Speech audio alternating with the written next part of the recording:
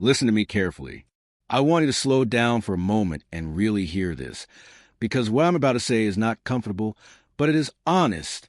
If you've ever felt disliked, misunderstood, avoided, or quietly resented by people even though you try to be respectful, calm, or kind, the problem is not as simple as your personality or your behavior. In fact, most of the time, it has almost nothing to do with what you say or do on the surface.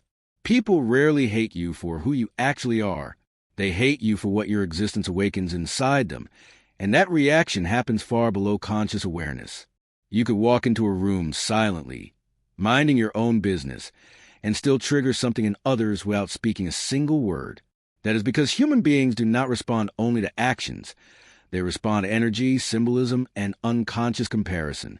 When someone looks at you and feels small, insecure, exposed, or reminded of something they failed to become, the mind looks for an external target to blame. That target often becomes you. You need to understand this deeply. Most people are not self-aware. They live on autopilot, guided by fear, social conditioning, and unexamined emotions. They construct an identity that feels safe enough to survive the world, and then they protect that identity aggressively. When someone appears who does not fit neatly into their mental categories, someone who is quiet when others are loud, confident without arrogance, independent without rebellion, thoughtful without showing off, it creates tension. Your presence becomes a mirror they didn't ask for. And when people are forced to look at parts of themselves they have buried, their instinct is not curiosity. It is defense. Defense often disguises itself as dislike, judgment, mockery, or exclusion. They will never say, "You remind me of everything I'm afraid to face." Instead, they say, "I don't like your vibe," or "There's something off about you," or "You think you're better than everyone else." These are not observations. They are emotional projections. You may have noticed that the more you grow internally, the stranger your social life becomes. As you stop chasing validation, as you become more comfortable with solitude, as you develop self-respect and emotional depth, people respond differently to you. Some drift away. Some become competitive. Some subtly undermine you. This is not because you became worse. It's because you stopped playing the same unconscious games. Most people bond through shared insecurity, shared distractions, shared avoidance. When you no longer need those things, you accidentally expose how dependent others still are on them. That exposure feels like a threat, and humans react aggressively to perceived threats, even symbolic ones. You don't have to attack someone to make them feel attacked. Sometimes, simply being at peace is enough. There is a specific kind of hatred that is quiet and hard to prove. It's not loud insults or open conflict. It's coldness, passive resistance, withholding warmth. It's when your ideas are ignored until someone else repeats them. It's when your success is minimized or attributed to luck. It's when people watch you closely, not to learn, but to find flaws. If this happens to you often, it is usually because you stand at a psychological edge that others have not crossed. You are living in alignment with yourself, while they are living in negotiation with fear. That difference creates friction, and friction, over time, turns into resentment. Here is the part most people don't want to hear. People do not hate weakness nearly as much as they hate strength that reminds them of their own avoidance. If you were openly broken, dependent, or desperate for approval, you would be more acceptable. But when you are grounded, observant, emotionally regulated, and self-contained, you disrupt unspoken hierarchies. You show that it is possible to live without constant validation, without chasing attention, without conforming to every expectation.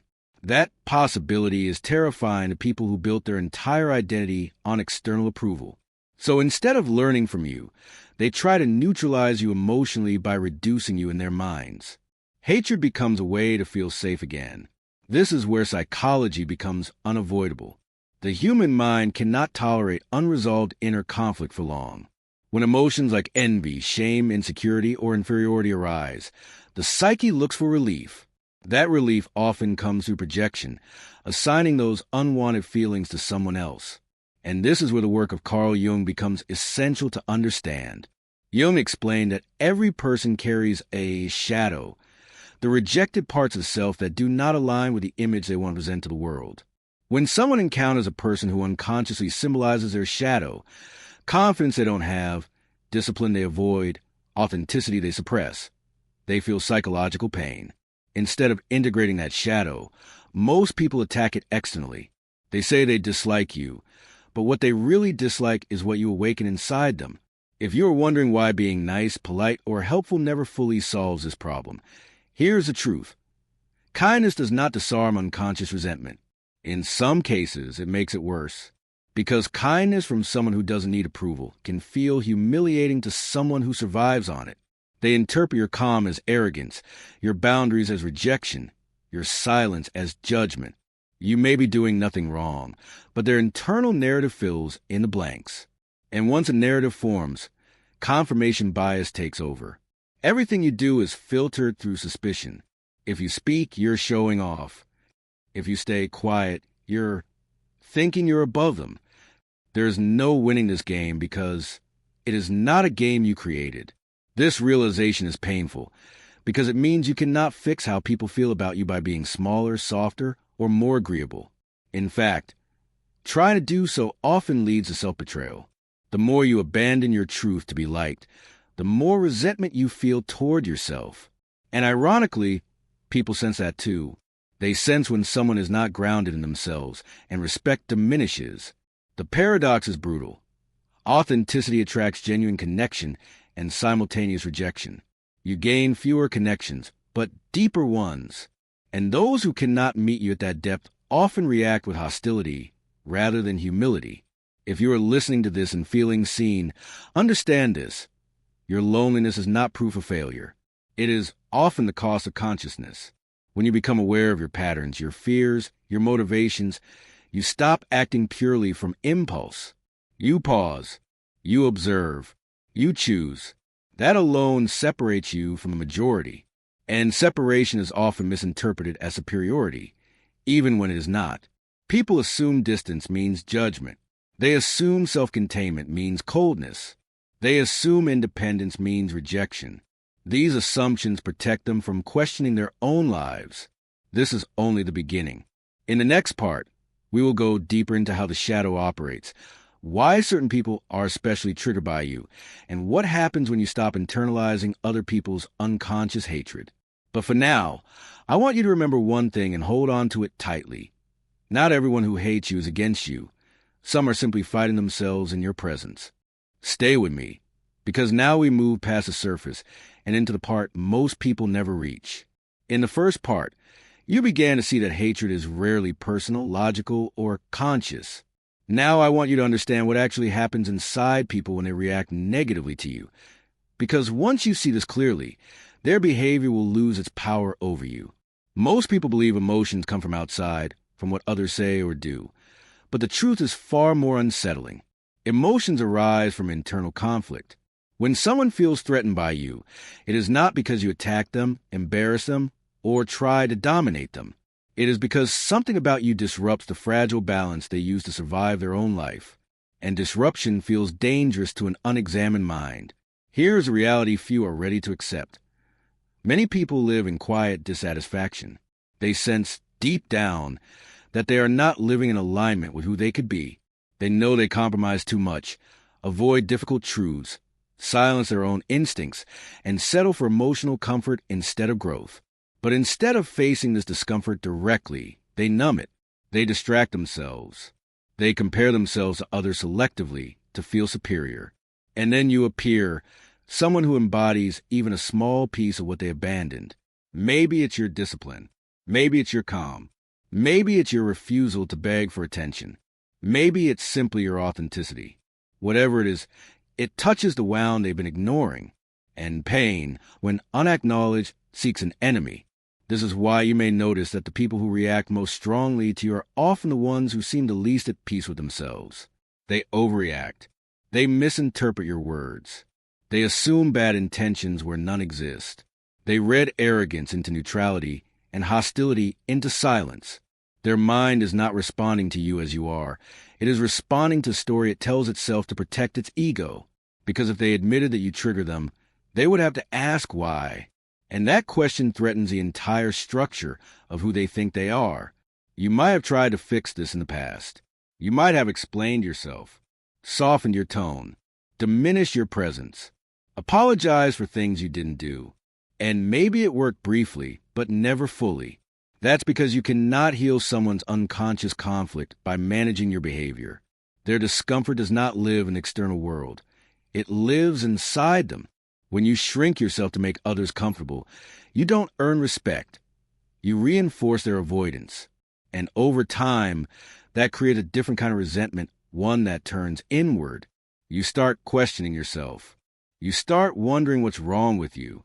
And that is the most dangerous outcome of all, because it disconnects you from your own intuition. Here is something important you need to hear directly.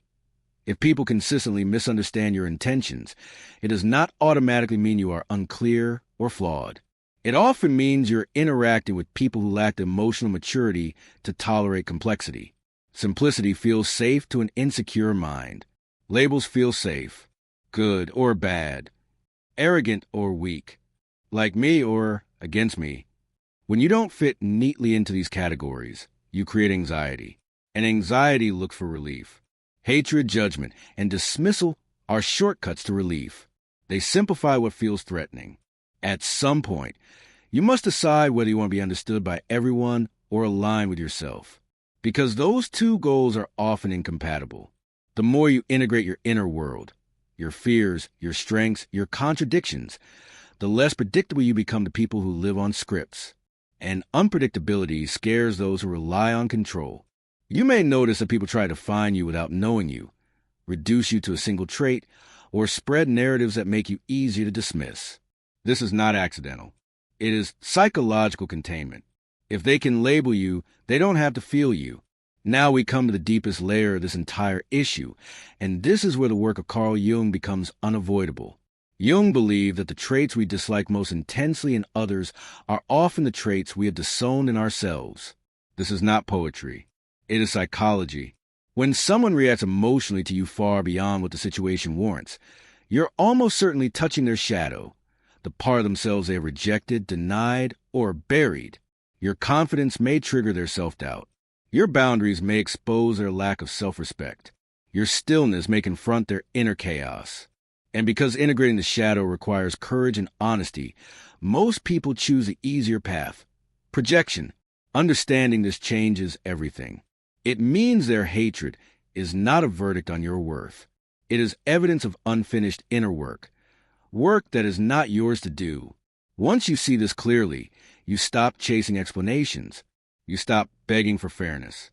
You stop trying to control how you are perceived. You become selective instead of reactive. You invest your energy where there is mutual respect, not constant tension. And slowly, something powerful happens. The opinions that once haunted you lose their emotional charge. This does not mean you become cold or superior. It means you become grounded. You learn to observe without absorbing. You listen without internalizing. You allow others to have their reactions without making them your responsibility. And paradoxically, this grounded presence often shifts dynamics on its own. Some people soften, some disappear, some grow.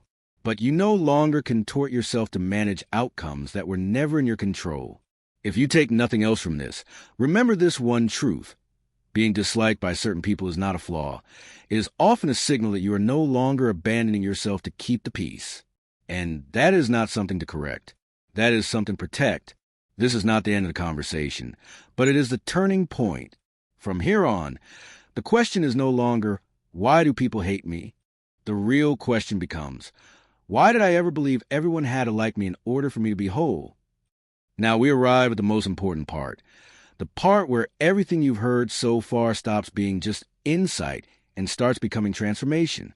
Understanding why people react negatively to you is only half the journey. The other half is learning what to do with that understanding without becoming bitter, defensive, or emotionally closed. Because there's a danger here that few people talk about. When you realize others project their unresolved issues onto you, it's easy to retreat into isolation or develop a quiet contempt for humanity. That path feels protective, but it eventually hardens you. What you need instead is clarity without resentment, strength without hostility, and boundaries without emotional walls. You must accept that not everyone is meant to understand you, and more importantly, not everyone is capable of meeting you where you stand. This is not an insult to them, And it is not praise of you. It is simply psychological reality. People operate at different levels of self-awareness, and those levels determine what they can perceive, tolerate, and integrate. When someone reacts to you with discomfort or dislike, it is often because your way of being requires an inner expansion they are not ready for. Their nervous system reads that expansion as danger, and once you stop personalizing this, you stop wasting energy trying to correct perceptions that were never based on truth to begin with.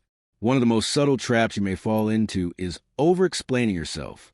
You may feel the urge to clarify your intentions, soften your presence, or make yourself more understandable so others don't misjudge you. But understand this. People who are projecting onto you are not confused. They're defending themselves. No amount of explanation will dismantle a defense mechanism that exists to protect someone from inner pain. Silence, clarity, and consistency are far more powerful than justification. When you remain steady without trying to convince, you send a signal that you are grounded in yourself. That groundedness becomes a filter. Those who can meet you there will stay. Those who can't will drift away. This is where inner integration becomes essential. You cannot fully step into this clarity unless you have made peace with your own shadow, the parts of yourself you fear others might reject. If you secretly believe that being disliked means you are unworthy, you will continue to chase approval even when it hurts you. But when you integrate your own contradictions, your strength and vulnerability, your confidence and doubt, you become emotionally sovereign. You stop outsourcing your sense of self to the reactions of others. And when that happens, something profound shifts. Hatred loses its grip because it no longer finds a hook inside you. This is exactly what Carl Jung meant when he spoke about individuation. The process of becoming a whole, integrated self rather than a socially acceptable fragment. Individuation is not about being liked. It is about being real.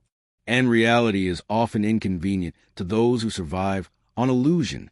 When you walk the path of individuation, you inevitably disturb unconscious patterns in others.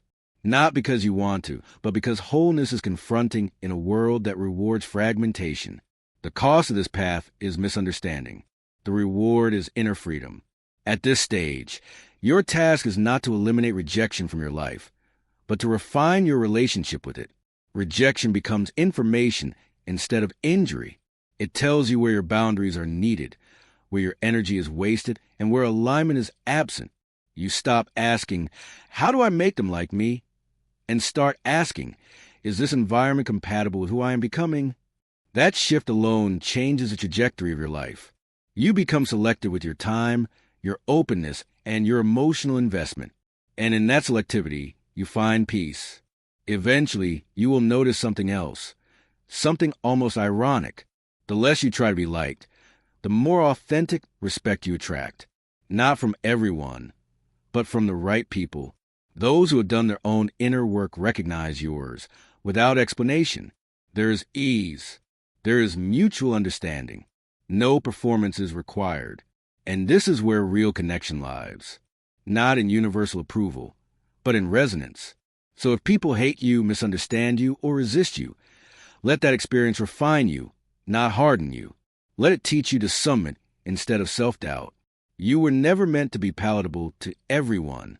You were meant to be whole, and wholeness has a way of revealing who is ready to walk beside you and who must remain behind. This is a final truth. When you stop asking for permission to be yourself, you stop giving hatred the power to define you. Now I want you to listen even more carefully, because this part is where your relationship with hatred, rejection, and misunderstanding finally matures. Up to this point, you've learned that other people's reactions are often projections, defenses, and unconscious conflicts. But knowledge alone does not free you. What frees you is how you stand once you know the truth. This is the moment where you stop seeing yourself as someone being evaluated by the world and start seeing yourself as someone who chooses where to belong. That shift is subtle, but it is life-altering. Because the moment you stop needing emotional permission from others, you reclaim an authority that cannot be taken from you. Here is something most people never realize. Hatred only has power over you when you secretly agree with it. When someone dislikes you and it devastates you, it's not their judgment that hurts the most. It's the part of you that wonders if they might be right. That inner doubt is the real wound. And healing begins when you confront that doubt honestly. Ask yourself this. Do you dislike yourself in the same ways they seem to dislike you? Do you secretly fear being too quiet, too intense, too different, too independent? Because as long as those fears live inside you, other people will continue to activate them. The world always presses on our unresolved places first. This is why inner integration is not optional. You cannot be emotionally free while rejecting parts of yourself. When you accept your depth, your silence, your intensity, your independence, not as flaws but as traits, something powerful happens. External judgment loses its emotional leverage. People can still dislike you, but it no longer destabilizes you. It becomes background noise instead of a verdict. And from that grounded place, you stop reacting. You stop defending. You stop explaining. You simply are. That presence alone changes how others experience you, not because you're trying to influence them, but because you are no longer emotionally available for projection. At this level, you begin to recognize patterns. You see that certain environments reward conformity and punish individuality. Certain relationships thrive on emotional dependency and resist autonomy. Certain people feel safest when others remain predictable and small. And instead of fighting these systems, you quietly step out of them. You withdraw your energy without drama. You choose silence over self-betrayal. You choose distance over constant friction. This is not avoidance. This is discernment. You are not running from people. You are running toward alignment. This is also where compassion becomes possible without self-sacrifice. Once you understand that much of the hatred directed at you comes from inner pain, you no longer need to counter it with anger or defensiveness. You see it for what it is, a signal of someone else's unresolved struggle. And here, the insight of Carl Jung becomes complete. Jung believed that what we resist persists, but what we integrate transforms. When you integrate your own shadow, you stop needing others to validate your light. You become whole, and wholeness does not demand agreement. It simply exists. There will still be moments of loneliness. That is the honest cost of depth. But loneliness at this stage feels different. It is no longer rejection disguised as solitude. It is chosen space. It is breathing room. It is a quiet confidence of knowing that connection, when it comes, will be real. You stop confusing attention with intimacy. You stop mistaking approval for love. And in that clarity, your standards rise naturally, not out of arrogance, but out of self-respect.